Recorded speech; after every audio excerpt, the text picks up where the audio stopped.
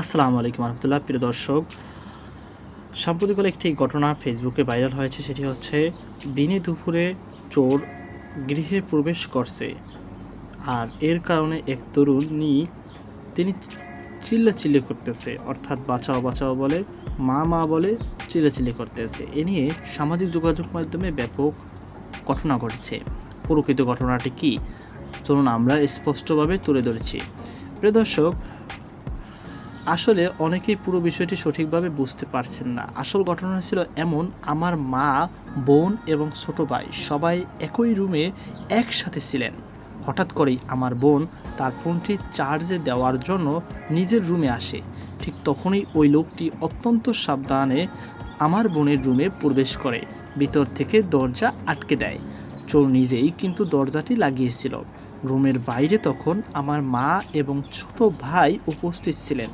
তারা বাইরে থেকে দরজা খোলার জন্য বারবার ধাক্কাধাক্কি করছিল, অথচ রুমের ভিতর থেকে চোর নিজেই দরজা লক করে উল্টো বলছিল, দরজা খোলেন।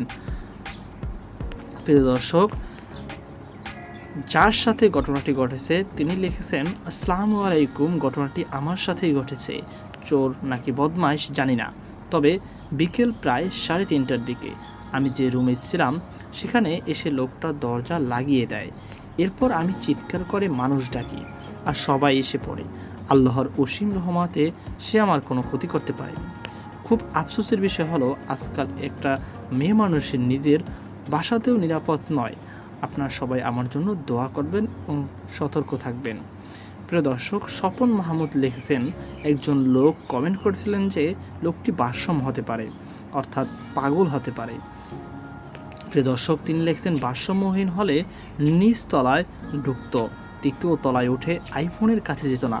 তৃতীয় তলা হওয়ায় ঢুকেও ফেসে গেছে, ভাবছে ব্যালকনি দিয়ে পালিয়ে যাবে, তাই ঢোকার পর চিৎকার শুনে দরজা লক করে ফেলেছে।